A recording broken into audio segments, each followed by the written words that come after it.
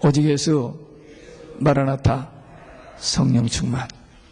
오늘도 하나님의 집에 나와 예배하는 여러분들에게 우리 아버지 하나님 은혜와 평강이 넘치시길 주 예수 그리스도 이름으로 축원합니다.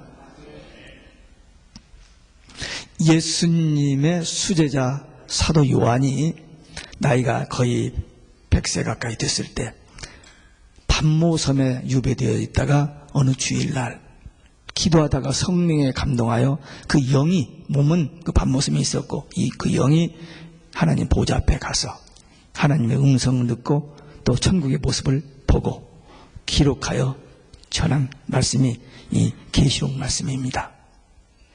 이 계시록 말씀은 반드시 속히 될 일이고 장차 될 일이고 마땅히 될 일이고 결코 속히 될 일이란 말이에요. 언제? 마지막 이 교회 시대가 끝나고 마지막 한일에 환란 때 될 일을 기록한 책입니다. 그런데 이 말씀을 읽고 듣고 지키는 자는 복이 있다라고 1장 3절에 서론에 그렇게 시작했어요. 우리들은 복이 있는 자입니다. 아멘. 맞습니까? 네. 우리는 복이 있는 자예요. 왜? 성경이 그렇게 얘기했으니까. 우리는 복이 있는 자입니다. 1장은 제가 이거 2000년 9월 12일 날 계시록 1장부터 1절부터 3절까지 첫 설교를 시작해서 지금 그 중간에 몇 번 절기 때 한 달씩 두 달씩 이렇게 건너뛰면서 해가지고 지금 13장까지 지난 연말에 설교를 했습니다. 오늘 14장에 들어왔는데 하도 오래됐으니까 한번 복습을 한번 해보겠습니다. 1장은 서론이고 2장 3장은 7교회가 나오는데 그 7교회는 바울이 전도에서 세운 소아시아 7교회, 지금 터키에 있었던 제가 2006년도에 가봤던 그 7교회인데 그 교회들에게 하나님의 말씀을 요한이 적어서 편지식으로 보냈습니다. 근데 그 7교회는 그 시대에 있었던 교회입니다만은 역사상, 기독교 역사상 2000년의 시대마다 등장한 7교회의 예표였습니다. 참 신기해요. 그 교회 이름들, 그리고 그 교회, 그 지역에서 사용하는 화폐라든지 그 지형이라든지 이런 것이 어쩌면 그렇게 그 시대상과 그 이름과 이렇게 연결되는지 좀 신기합니다. 그리고 4장부터는 이제 마지막 한일에 될 일인데 4장, 5장은 천국이 등장합니다. 4장 보면 하나님 보좌, 24장로, 그리고 네 천사장, 천국의 모습이 처음으로 성경에서 등장합니다. 그리고 5장에 가보면 하나님의 오른손에 있는 이 작은 책을 예수님이 취합니다. 그래서 6장에서 그 인을 딱 떼니까 환란이 시작돼요. 적 그리스도가 등장하고 기근과 전쟁과 막 사망 막 이런 것들이 막 일어납니다. 그때 7장에서 하나님께서 그 마지막 이 3년 반 동안 일할 추수의 종들을 늦은 비 성령 부어주셔서 하나님의 인치시고 사역을 하게 하십니다. 초대교회 때 120명이 마가의 다락방에 앉았다가 성령 받고 복음을 시작한 것처럼 이 마지막 때 늦은 비 성령 받는 하나님의 말씀 붙들고 기도하다가 늦은 비 성령 받은 그들이 마지막 추수 사명을 감당합니다. 7장에서 그 14만 4천이 입맞는 장면이라 거기에 보면 이름들을 이스라엘 그 지파 이름을 썼기 때문에 유대인들이라고 하는데 유대인들이 아닙니다. 이것은 앞으로 될 일이기 때문에 뒤로 돌아가질 않아요. 그래서 마지막 때에 하나님이 세우시는 하나님의 종들, 그렇게 되어 있지, 유대인이란 말을 써요. 근데 왜 필요하면 유대인들이 지파 이름을 썼느냐? 성경적으로 이 구약의 그 지파들은 다 교회의 예표들이기 때문에 그런 표현을 썼습니다. 그래가지고 8장, 9장에 이제 나팔장이 있고 10장에 가면은 이 작은 책을 먹어버리고 다시 예언하라 하는 말씀이 있고 그 말씀을 받고 11장에서 3년 반 동안 1260일 동안 복음을 전하는 주의 종들이 사역을 딱 마칠 때에 적 그리스도에게 다 죽임을 당합니다. 근데 3일 후에 이렇게 3일 반 후에 생기가 드러나서 살아나가지고 부활해서 구름 타고 승천합니다. 그리고 12장에 가면은 그들을 통해서 복음을 듣고 구원받은 성도들 예비처로 보호하시고 그 교회를 용이 마귀가 막 무너뜨리려고 별짓을 다 하는데 자기 때가 얼마 남은 줄 알고 막 발악을 하는데도 하나님께서 철저히 보호하여 지켜주시는 내용이 12장입니다. 그리고 13장에 가니까 이 적그리스도와 거짓 선지자가 마지막으로 무서운 환란을 가져오는데 특별히 666 짐승의 표로 많은 사람들을 죽이고 멸망길로 가게 한다는 말이 나오는데 그 일이 지금 우리들 앞에 전개되고 있어요. 네. 거기 보면 분명히 이마와 이 손에다가 짐승표를 받는다고 했는데 이 지금 만들어낸 베르칩이 꼭 여기에 들어간대요. 여기. 다른 데는 안 되고. 그러니 그 말씀이 그대로 이루어지는 거예요. 이 지금 베르칩을 만들어놓고 집어넣는 것이 벌써 많이 진행되었고 언제부터 어떤 조치를 할 것까지 지금 다 드러나지 않아요. 지금 거기까지 와 있습니다. 그래서 지난번 13장까지 우리 말씀을 보고 연말을 보냈는데 14장에 들어와서 이제 무슨 말씀이 나오는가 봤더니 이 14장에 세 번째가 설교할 계획인데 첫 번째 14만 4천 명의 그 마지막 추수의 종들 그들이 순교하고 나서 하나님의 시온산에 서서 하나님 보좌 앞에서 천사장들과 그리고 많은 천사들과 24 장로들과 함께 거기서 예수님과 함께 같이 찬양하는 모습을 여기다 그려놨어요. 그리고 그들이 전했던 3년 반 동안 전했던 영원한 복음의 내용이 여기서 나와요. 성경에서 딱 한 번 나오는 단어 영원한 복음. 복음은 기쁜 소식인데 그 기쁜 소식 중에서도 영원한 복음이 있어요. 근데 그 내용이 뭐냐 이제 다음 시간에 하게 됩니다. 그리고 이 복음이 끝난 다음에 복음 전파가 끝난 다음에 가라지와 알곡을 구별하는 마지막 심판이 모습이 나와요. 이제 본격적인 마지막 최후의 심판은 16장에 나오는데 14장 끝부분에서 알곡과 가라지가 구분되는 것이 심판이라는 그 모습이 좀 드러납니다. 마지막 추수 때까지 알곡과 가라지가 같이 공존해요. 그런데 이제 심판을 통해서 구별되어집니다. 오늘 본문 1절에서 5절 말씀은 시온산에 섰는 14만 4천 하나님의 종들이 된 얘기인데 여기서 첫 번째로 1절에 보니까 또 내가 보니 보라 어린 양이 시온산에 섰고 그와 함께 14만 4천이 섰는데 그 이마에 어린 양의 이름과 아버지 이름을 쓴 것이 있도다. 이 사도 요한이 또 보니 그래서 왜? 그 13장에서 뭘 봤느냐면 바다에서 나오는 적그리스도와 땅에서 나오는 거짓 선지자들의 그 강팍한 그 악한 그 일들을 저지른 것을 보고 기록했는데 이제 시선을 하늘로 올려서 누구를 바라보느냐? 복음 전에다 순교했다가 부활 승천해서 지금 시온산 어린 양 보좌 앞에 있는 그들을 보게 된 겁니다.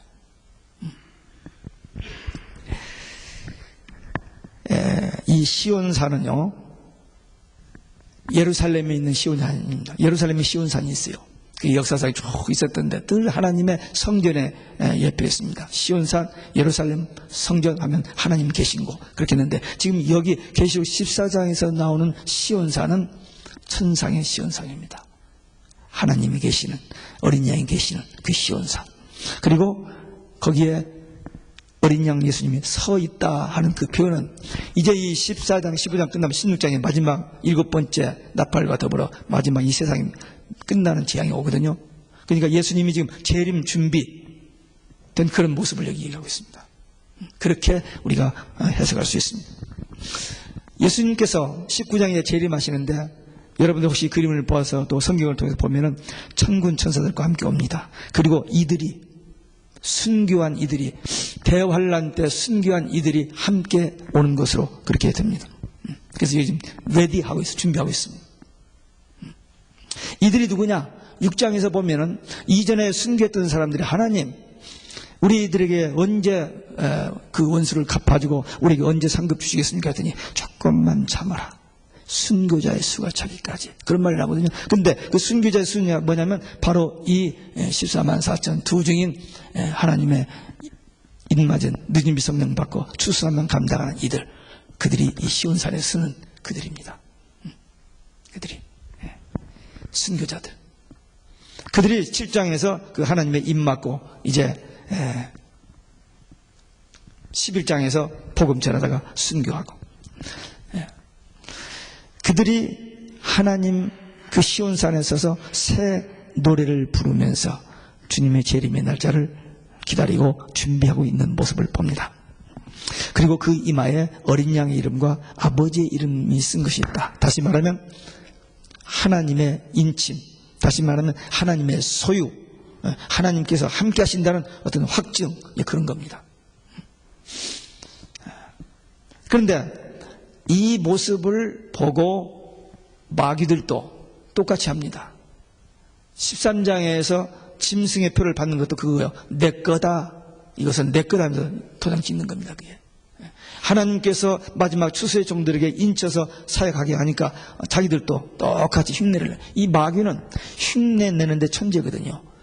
광명의 전사로 가장하고 거짓말이 아주 도사들이고, 그래서 그 인치는 작업을 그들도 합니다. 어쨌든 우리는 이 계시록 14장에 나오는 이들을 보면서 우리도 이 약속의 말씀, 이 작은 책, 이 계시록, 이 말씀을 믿고 이 말씀대로 이 말씀 붙들고 기도하다가 늦은 비성령 언제 임할지는 몰라요. 다시 말하면 예수님께서 인을 딱 떼면 적그리스도 등장할 그때 우리 들도 이제 성령의 기름을 받습니다. 그래서 그 일하다가 순교하고 또 부활하고 승천해서 이 시온산에 서는 이 영광스러운 자리를 소망 가운데 바라보며 신앙생활하는 우리 모두 되시기를 주 예수 그리스도의 이름으로 축원합니다. 두 번째, 이 시온산에 서는 14만 4천의 새 노래가 2절 3절에 나와요. 한번 2절 3절을 같이 읽어봅시다. 조금 전에 읽었는데 한 번 읽어서는 무슨 말인지 몰라요. 제가 몇백 번을 읽어도 이해가 될 때가 있고 안 될 때가 있어요. 그러니까 여러분들은 평생 처음 읽어본 사람도 있을 거 아니에요.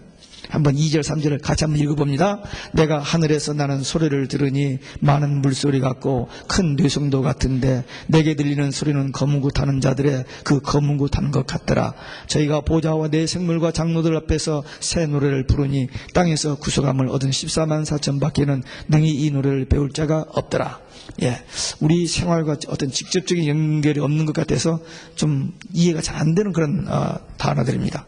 그런데 내용인즉 이 14만 4천 하나님의 종들이, 추수의 일꾼들이 영광스러운 모습으로 시온산에 딱 섰을 때 놀라운 찬송 소리가 들리는데 그 소리를 많은 물소리 같다, 큰 폭포 소리 같다, 나야가라 폭포의 물이 떨어지는 그 폭포 같은 어떤 그런 우렁찬 그런 의미가 되겠죠. 하나님의 임재 앞에서 찬송 소리가 나오는데 이 천군 천사들 수가 얼마나 많은지 5장 11절에 보면 천천만만이라겠죠. 여기 찬양대 오늘 우리 찬양대 잘 불렀습니다만은 한 50명만 여기서 불러도 제법 저기인데 천천만만 천군 천사들 또 이 구원받고 순교했다가 부활해가지고 구름 타고 승천해서 지금 하나님 보좌 앞에서 이 14만 4천 명이 찬송 부를 때 보통 입술만 들썩들썩 했겠어요? 감격이 차서. 그러니까 우렁찬 그런 요란한 그런 찬송 소리가 들려올 겁니다. 영광스러운 모습입니다. 그래서 로마서 8장 18절에 보면 바울은 이렇게 말합니다. 우리가 현재 받는 고난은 장차 받을 영광과 촉히 비교할 수 없다. 그 믿음이 있었기 때문에 그는 돌에 맞아서 죽었다가 살아나서 바로 전도했고 그 수많은 매를 맞고 그 많은 위험 속에서도 조금 더 굴하지 아니하고 그냥 전진.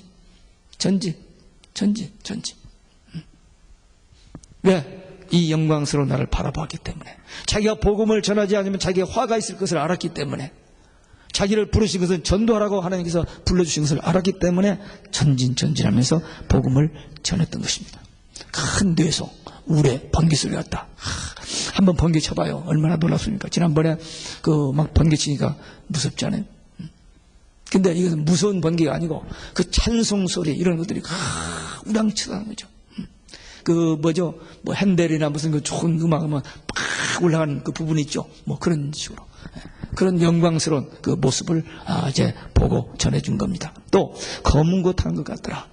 악기가 여러 종류가 있습니다만, 검은고는 악기 중에 악기라고. 그래서 이 검은고를 타는 소리와 같은 그런, 음악이 나왔다는 말은 우주적인 그런 찬양. 그리고 그 새 노래를 부르는데, 부르는 그 사람들 말 다른 사람은 모른다는 거예요.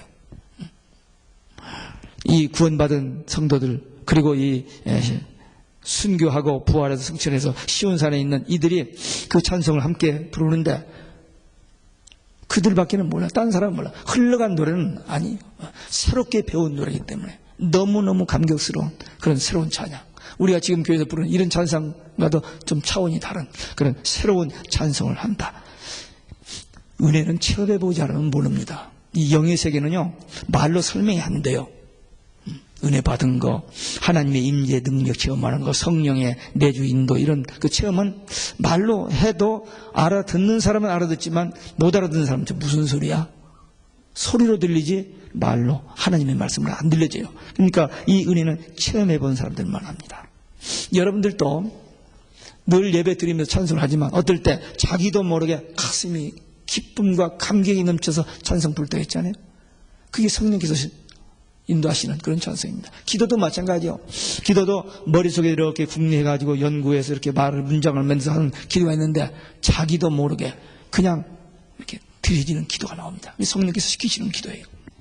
예, 그런 체험을 해본 사람 많은데 지금 여기서 부르는 찬송은 그렇게 우리가 지금까지 배워서 몇 번 해봤던 그런 찬송이 아니고 정말 하나님의 어떤 은혜 속에서 성령의 능력으로 새롭게 감격스럽게 깨달아지는 그 말로 다 할 수 없는, 표현할 수 없는 그런 찬송이 들려진다는 것입니다.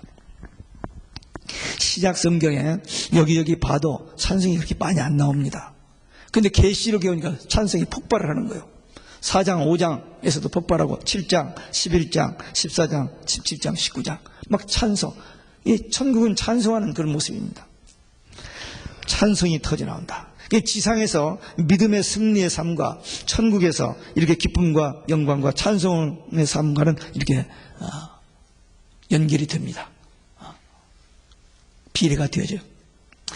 하나님께서 우리를 창조하신 목적이 성경에 보면은 하나님께 경배 찬양이라고 그랬습니다. 이스라엘 백성들을 애굽에서 구원내는 목적이 뭐냐? 하나님께 예배라고 그랬어요. 우리를 죄에서 구원하시고 우리를 천국 가게 하시는 이유, 목적이 뭐예요?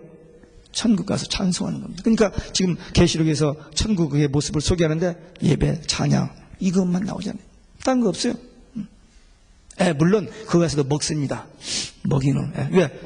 생명과를 먹는다고 계시록 22장 1절 4절에 나오잖아요. 에덴 동산을 못 먹었던 거 생명과 먹습니다. 먹어요. 먹기는. 화장실 가는 것은 모르겠어요. 하여튼 먹어요. 근데 결혼은 없다고 그랬어요. 예수님께서 분명히. 어떤 분은 가서 결혼식 한대요 또. 아니 어떤 유명한 분이 그렇게 얘기하더라고요. 깜짝 놀랐어요. 성경에 어디도 그런 말 없거든요. 자기 나름대로 그렇게 해석을 하더라고요. 아닙니다. 없어요. 하여튼 천국은 찬송하는 거예요. 그러니까 우리가 이 땅에서 예배 시간은 하나님 만나는 시간이거든요. 말씀, 기도, 찬송, 예배 세 요소죠. 그러니까 찬송할 때 입술만 미동하면 안 됩니다. 허는 신용만 내는 안 돼요. 물론 목이 감기로 목이 좀 갔다 그럴 때는 할 수 없죠. 그렇지 않고는 배에다 힘을 주고 자기가 여기 찬양될 때는 찬양될 때 조금 조심해야 돼요. 튀쳐나오는 목소리가 있으면 안 되니까. 그러나 여기서 전체적으로 부를 때는 튀쳐나도 doesn't matter. 괜찮아요. 그러니까 마음껏 소리내서 찬양하는 게 좋습니다. 그리고 몸으로 이렇게 몸으로도 해야 돼요. 우리 새벽에마다 모든 영광 하나님께 이걸 매번 몇 년 바꾸지 않고 계속 하거든요. 근데 똑같은 그 찬송을 부르지만 우리가 손을 이렇게 들면서 여기다가 그 영광할 때 그 동그라미에다가 제가 힘을 주면서 할 때가 있어요. 이렇게. 정말 내 마음속에서 이렇게. 그래서 이 몸도 그리고 마음과 영으로 찬송해야 돼요. 영으로. 우리 영이 살았기 때문에 하나님의 영과 교통하는 우리 존재들이거든요. 우리 영으로 찬송을 해야 돼요. 그러니까 그런 찬송을 하면 내 마음에 막 물밀듯이 어떤 기쁨이 몰려오는 거예요. 그런 체험을 해봐야 됩니다. 천국 가서는 물론 그렇게 되겠지만 이 땅에서 사는 동안에도 그렇게 찬송 생활을 하고 나중에 시온산에 가서 이렇게 찬송하게 될 영광스러운 모습을 우리가 한번 소망 가운데 믿음으로 확신 가지고 바라보면서 신앙생활 하시기를 주 예수 그리스도의 이름으로 축원합니다. 아멘. 예. 세 번째, 시온산에서는 14만 4천의 자격이 4절 5절에 나옵니다. 4절 5절 다시 한번 같이 읽습니다. 이 사람들은 여자로 더불어 더럽히지 아니하고 정결이 있는 자라 사람 가운데서 구속을 받아 처음 익은 열매로 하나님과 어린 양에게 속한 자들이니 그 입에 거짓말이 없고 흠이 없는 자들이더라. 이 시온산의 선, 이 14만 4천 이들은 어떤 자들이냐? 어떻게 했기에 어떤 사람들에게 거기 있었느냐 봤더니 여자로 더불어 더럽히지 않냐고 정직을 지키는 자다. 이건 육적으로 도덕적으로도 가늠하면 안 됩니다. 그 이제 세상 사람들에게 우리 성도들은 그 말도 안 돼요. 근데 이제 여기서는 그런 것은 물론이지만 더 나아가서 영적으로 영적 가늠 용납이 안 됩니다. 그게 뭐냐? 영적인 가늠이 뭐냐? 배도, 종교 다원주의 여기에 가담하는 거예요. 예수 밖에도 구원이 있다고 하는 이 거짓말에 속아서 거기에 앞장서고 거기에 가담하는 거, 이게 음행입니다. 이게 가늠이에요. 영적 가늠입니다. 이스라엘 백성들이 하나님 가장 싫어하는 죄가 뭡니까? 내가 너희 하나님, 나만 하나님이다. 나는 너밖에 모른다. 너를 애굽에서 구원했고 내가 광야길을 이렇게 했잖느냐. 내가 너희 하나님이다. 하운데도 이스라엘 백성들은 하나님 젖혀놓고 우상 섬기네. 눈앞에 보이는. 그게 영적 가늠입니다. 오늘 현대인도 마찬가지입니다. 영적 가늠합니다. 하나님 믿어요. 믿다가도 세상적인 것, 육적인 것 쫓아가. 근데 이 마지막 때 가장 무서운 우리에게 도전해오는 것이 뭐냐면 이 종교 다원주의입니다. 모든 종교도 하나로 묶어져 버렸잖아요. 그리고 기독교까지 거기 들어가가지고 막 합치는 일에 막 앞장서는 거예요. 이 큰 교회 목사님들이. 누구라고 이름은 되지 않겠습니다. 이 방송에 나가기 때문에. 제가 일부에서는 했어요. 일부에서 이름을 댔습니다. 너무 안타까워서. 제가 이제 인터넷에 올립니다. 제가 이런 자료들을 저 혼자만 공유하고 있었는데, 가지고 있었는데, 공유하기 위해서 제가 인터넷에 올려요. 끔찍한 일들. 왜? 그만큼 배도가 무섭게 지금 온 세상을 뒤엎고 있기 때문에. 이 음료 안 됩니다. 종교 혼합주의 절대로 안 돼요. 우리는 철저하게 정죄를 지켜. 무슨 정죄? 무슨 정죄? 오직 예수. Nothing, nobody else. 오직 예수여야 돼요. 근데 지금 세상 사람 오직 예수가 아니거든요. 모든 종교가 다 한 종교래요. 하나래요. 하나로 묶어버리잖아요. 말도 안 됩니다. 그건 거짓말입니다. 그걸 알고 모르고 그냥 속아서 어쩔 수 없이 그 앞장서서 지금 뛰는 사람들이 너무 많아요. 지금. 아닙니다. 절대. 죽어도 우리는 오직 예수입니다. 죽으면 천국 가요. 그러나 살기 위해서 뭐 괜찮아 이렇게 하면 지옥 갑니다. 저는 전했어요. It's your choice now. 선택해서 하세요. 좀 오래 살려고, 좀 어떻게 사람들 인정받고 부귀영화 세상에서 알아주는 것 때문에 그냥 그들과 같이 모여서 뭐 예배드리고 하는 수작되는 사람들 많은데 그건 절대 안 돼요. 무서운 일입니다. 그게 가장 큰 우리 도전입니다. 앞으로. 네, 신앙 정절, 오직 예수 신앙. 끝까지 지키면 구원받습니다. 그러나 타협하면은 멸망입니다. 그들은 어린 양이 어디로 인도하든지 따라가는데 정말 오직 예수님만 따라가는 거예요. 말씀대로 절대 순종입니다. 아브라함이 잘 살던 사람입니다. 잘 사는데 하나님께서 그를 부릅니다. 야, 본토 친척 아비집 탁 떠나서 내가 지시하는 따로 가라. 어딘지도 모르는데 그냥 그 말씀 듣고 일어나서 떠나요. 아브라함 좀 부족합니다. 실수 많이 했어요. 그런데도 하나님 말씀에는 절대 노 코멘트. 아니 하나님 그 무슨 말씀을 그렇게 하십니까? 그 말이 됩니까? 이렇게 이런 말 한마디도 없습니다. 100세에 난 아들 17살쯤 됐을 때 갑작스럽게 하나님께서 그 이삭을 모리아산에 가서 묶어서 불 펴놓고 목을 잘라서 번제로 드리라는 거예요. 말이 됩니까? 하나님 지금 뭐라고 하셨어요? 그러지 않았어요. 사라하고 하나님 은혜 안 했어요. 그냥 그 다음날 아침에 이삭 데리고 장작 가지고 종 데리고 그냥 떠납니다. 3일 길을 가서 모리아산에 가서 불 펴놓고 장작더미 놓고 그 다음에 이삭을 묶어서 놓고 칼로 칠라니까 아브라함아 깨우잖아요. 붙잡잖아요. 이제야 네가 나를 사랑하는 줄 이제 알았다. 그러면서 엄청난 축복을 줬어요. 그게 믿음의 사람들의 모습입니다. 예수님께서 십자가를 지고 나를 따라오라 그랬죠. 아니 예수 믿고 복 받고 잘 될 줄 알았는데 십자가를 지라니. 아니 난 그만 두었어. 그런 사람이 있을는지 몰라요. 근데 분명히 예수 믿고 신앙생활은 고난의 길입니다. 좁은 길입니다. 많은 사람이 가는 길이 아닙니다. 외롭고 고독한 길을 가야 됩니다. 예수님 그렇게 가셨고, 예수님께서 그렇게 제자들에게 말씀하셨고, 그 말을 들은 제자들은 다 그렇게 갔어요. 실력 있는 사람들입니다. 다. 베드로 가버나움 가봐요. 베드로 그 집터 굉장히 큽니다. 떵떵거리고 살았던 사람입니다. 근데 예수님 만나서 다 버리고 그냥 따라나가요. 모든 것 버렸습니다. 또 충성되고 지혜 있는 종들이어야 됩니다. 마태복음 24장에 보면 예수님께서 종말장 마지막 때 이 일을 쭉 끝부분에 가서 충성된 종은 때를 따라 양식을 나눠준 자라 그랬어요. 아무거나 먹이는 게 아니라 때를 따라 양식. 지금 때가 어느 때요? 종말이죠. 종말이면 종말신앙, 재림신앙 말씀 전해야 됩니다. 근데 이거 위험하다고 덮어도 복 받고 잘 되는 것만 아니에요. 물론 이 계시록을 통해서 많은 이단들이 나왔습니다. 수많은 이단들. 지금도 신천지 이만희가 얼마나 계시록까지 설교를 했는지 몰라요. 그러니까 사람들이 계시록만 하면 그냥 거부 반응, 알러지 반응이 나오는데 아니에요. 이걸 분별해서 알아야 돼요. 아니 우리 주님이 다시 오신다는데 우리를 데리러 그걸 모르고 무슨 신앙생활 한다는 게 뭘? 뭘? 이 설교하니까 듣기 힘들고 어렵다고 무섭다고 하는 사람이 있어요. 예, 압니다. 근데 무서울 게 하나도 없어요. 지금 그 계시록에 나온 무섭다는 얘기는 세 가지 재앙이거든요. 3장 반밖에 안 돼요. 나머지 18장 반은 다 천국 얘기하고 다 예수님이 얘기하고 복음 중에 복음이 영원한 복음이라니까요. 다음 시간에 영원한 복음 합니다. 영원한 복음. 그러니까 무서워할 거 없어요. 주님 따라가면 돼요. 이들은 구속함을 받은 처음 열매라고 그랬어요. 예수님이 첫 부활의 열매입니다. 예수님 전에 부활한 사람들이 있었죠. 나인성의 과부의 아들 나사로, 그 다음에 야이로의 딸. 그들은 십자가를 안 졌고 그들은 예수님이 살려준 거고, 예수님은 우리 대신 십자가를 지시고 부활하시고 승천하시고 보좌에 있다가 우리를 다뤄 대시는 구세주십니다. 그런데 여기 마지막 환란 때에 복음 전하다가 순교하는 이 14만 4천 이들이 성도들로서 첫 열매, 예수님 다음에 첫 열매, 부활의 첫 열매다. 그런 표현을 여기다 썼습니다. 그래서 영광스러운 시온산에서 주님과 함께 지금 찬양하게 된 겁니다. 그들의 입에는 거짓이 없다고 그랬습니다.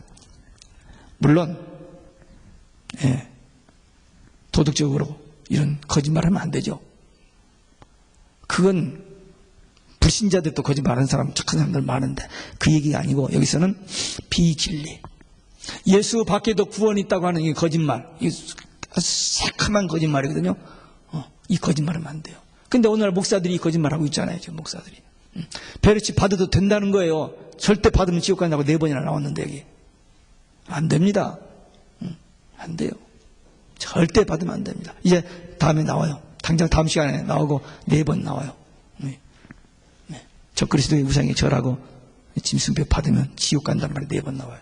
그러니까 철저하게 지금 경고하고 있는 겁니다. 이런 말을 모르면 편련이가 받아야지. 안 받을 수가 없잖아요. 이제 병원 가야지, 은행 저기 해야지, 비행기 타야지. 없으면 못 쓴다는데 그뿐인 줄 아세요? 그 칩에, 이 쌀알 만한 칩 안에다가 이제는 우리 건강에 필요한 모든 것까지 다 집어넣는데 거기다가 안 받을 수가 없다. 너도 나도 앞장서서 받게 될 그때가 옵니다. 지금 그 베르칩을 한국에서 잘 만들어서 한국에서 독점해서 이제 만들게 된다는 얘기가 있어요. 우리 한국 사람 머리가 너무 좋고 너무 재주가 많으니까 이제 그때가 옵니다. 여기 속으면 안 돼요. 철저하게 하나님 말씀 그대로 전해야 됩니다. 사람들 듣기 좋게 전하면 안 돼요. 인기 얻기 위해서, 교회 부흥시키기 위해서 절대 안 됩니다. 이 계시록 마지막 페이지에 22장 마지막 페이지 끝 2절 빼놓고 21절 20절 빼놓고 18절 19절에 뭐라 했어요? 이 말씀에 보태기 빼기 하는 자는 하나님께서 가만 안 둔다고, 지옥 간다고 그랬어요. 근데 오늘날 이 말씀을 변경하는 수많은 거짓 선지자들이 세상에 지금 범람하고 있습니다. 그러니까 듣기 싫고 안 듣고 사람이 겁을 이떠서 매러 이 말씀 그대로만 전해야 됩니다. 이대로 안 전하면 거짓말쟁이들이에요. 아무리 교회가 커도, 아무리 3만 5천 명 모이는 교회가 돼도 그 사람은 가짜 설교하고 있습니다. 이 말씀 떠난 설교를 하고 있어요. 지금 누구라고 이러면 되지 않겠어? 미국에서 지금 제일 큰 교회. 이들은 흠이 없는 자라서 어린 양의 피로 씻음 받았고 지금 신앙의 정죄를 지키면서 신부단장하는 정결한 신부로 신랑을 기다리는 사람들, 이런 겁니다. 예, 우리 인간은 약하기 때문에 죄를 짓습니다. 죄에 대해서는 절대로 합리화가 되지 않습니다. 죄가 두 가지가 있는데, 하나는 악해서 짓는 죄가 있습니다. 마귀에게 사로잡혀서 악한 짓만 골라서 하는 악한 죄가 있어요. 그건 용서받을 길이 없습니다. 근데 예수를 믿어도 부족해서 연약해서 넘어지는 죄가 있어요. 우리 정말 분명히 예수 믿고 신앙생활 하는데도 부족하게 넘어지는 죄가 있거든요. 근데 그때 성령께서 절대 하나님은 바로 라이더웨이 때리지 않습니다. 말씀으로 권하고 또 성령의 감동으로 권하고 해서 회개할 기회를 줍니다. 그래서 죄를 짓고도 깨닫고 회개하면 용서받고 자유해요. 그리고 하나님과의 관계도 회복되어지고 모든 축복도 회복됩니다. 그러니까 우리는 후자예요. 연약해서 부족해서 지을 수 있어요. 눈에 보이는 것, 귀로 들리는 것 때문에, 스쳐가는 생각 때문에 죄를 지을 수 있으나 성령께서 그거 아니야 라고 가르쳐 주시면 sorry, 주님 용서해 주옵소서. 그러니까 우리는 하루에도 몇 번씩 자신을 살펴보는 거예요. 혹시 내 마음속에 욕심이 생겼는지, 혹시 내 마음속에 아직도 미움이 싹트고 있는지, 분노가 있는지, 누구에 대한 원망이 있는지, 이런 거 덜 살펴서 그때마다 생각날 때마다 깨달아질 때마다 주여 용서해 주옵소서 라고 씻어버리면 돼요. 그래서 우리는 죄는 철저히 배격해야 됩니다. 부족하게 넘어진 것은 회개하고 용서받아야 됩니다. 그래서 날마다 말씀과 기도로, 내가 거룩하니 너희도 거룩하라 그랬거든요. 우리가 어떻게 거룩해지느냐? 말씀과 기도로 거룩해진다. 디모데전서 4장 5절에 그랬어요. 그러니까 우리는 매일 아침 교회에 나와서 하면 더 좋고, 교회를 못 나오더라도 집에서 아침에 주님과 더불어 시작하고, 저녁에 잘 때 주님과 더불어 대화하고 기도하고 자고, 그리고 하루에도 수시로 길을 가면서도, 운전하고 가면서도, 일을 하다가도 갑작스럽게 딱 생각나면 주님, 뭐 길게 안 해도 돼요. 1분 해도 되고 30초 해도 되고 5초만 해도 돼요. 주여, 그 속에 다 들어가잖아요. 그런 기도를 무시로 하면서 자기 자신을 살피고 자기를 깨끗하게 하면서 내 안에 계신 성령님으로 근심하지 않게 하는, 그래서 늘 주님과 동행하는 그런 삶을 살다가 마침내 시온산, 하나님 계신 곳, 어린 양 계시는 곳, 우리 믿음의 선배들이 가 있는 곳, 천군 전사들이 찬양하는 그곳에서는 영광스러운 그날이 여러분 모두에게 있기를 주 예수 그리스도 이름으로 축원합니다. 기도하시겠습니다.